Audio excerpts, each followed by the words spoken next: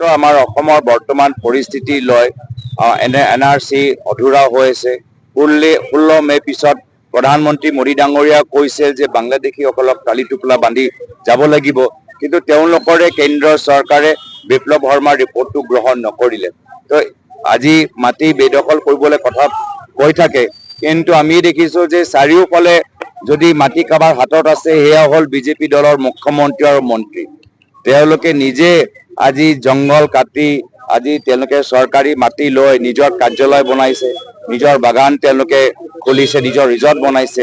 তো এই ধৰণৰ যে মানুহৰ মাজত দুইমুখী স্থিতি তেওঁলোকে লৈছে, এইখিনিয়ে কথাত আমি আলোচনাত পাতিছোঁ। চাওক, তেওঁলোকে নিজৰ কাৰ্যালয়টো বুলডোজাৰ চলাই দিয়ক, আমাক পৰামৰ্শ দিয়াতকৈ তেওঁলোকে যিদৰে বিচাৰে কামখিনি হ'ব লাগে তেওঁলোকে নিজৰ দেখাই দিয়ক। আজিতো গৰু নামতে তেওঁলোকে আজি ব্যৱসায় চলাবলৈ আৰম্ভ কৰিছে। আজি কয়লা চিণ্ডিকেটৰ নামত আজি তেওঁলোকে আজি চুপাৰী চিণ্ডিকেটৰ নামত আজি গোটেই অসমখন তেওঁলোকে ধ্বংস কৰিছে। চাৰিওফালে মদৰ দোকান, স্থানীয় ৰাইজক তেওঁলোকে সংস্থাপন দিব পৰা নাই। তো সেইকাৰণে বিজেপি দল এই ক্ষেত্ৰত কিমান আজি ৰাইজক যোৱা 10টা বছৰত ৰাইজক আজি বিপদত পেলাইছে সকলোৱে বুজি পাইছে, আৰু সেইকাৰণে আগন্তুক দিনত অসমৰ জনসাধাৰণ এটা বিকল্প বিচাৰে। মই যিমান শুনিছোঁ মুখ্যমন্ত্ৰী ইতিমধ্যে গম পাই গৈছে যে তেওঁ ফ্লপ হ'ব, আৰু ফ্লপ হোৱাৰ পিছত ক'ব এইটো মোৰ কাৰণ হোৱা নাই, আমাৰ ৰাজ্যিক পুলিচে নোৱাৰিলে, গোটেই বিফলতাটো ৰাজ্যিক পুলিচৰ ওপৰত জাপি দিব। পিছত ক'ব কেন্দ্ৰীয় চৰকাৰে এতিয়া এইটো ফ্লপ চিনেমাৰ পাৰ্ট 2টো ওলাওক, যেনেকৈ বাহুবলী 1, বাহুবলী 2।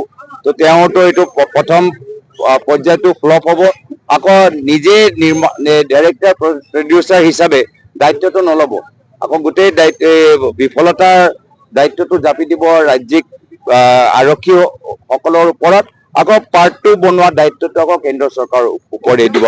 ৰাইজৰ ওপৰত এনেধৰণৰ ফ্লপ চিনেমা কোনো প্ৰভাৱ পেলোৱা নাই। ৰাইজে গম পাই গৈছে যে আজি মাত্ৰ নিজৰ গাদী ৰক্ষা কৰিবলৈ হ'লে আজি তেওঁ কিমান তললৈ যাব পাৰে, দুখীয়া মানুহৰ ঘৰ ভাঙিব পাৰে, ৰাইজৰ মাজত সংঘাত সৃষ্টি কৰিব পাৰে।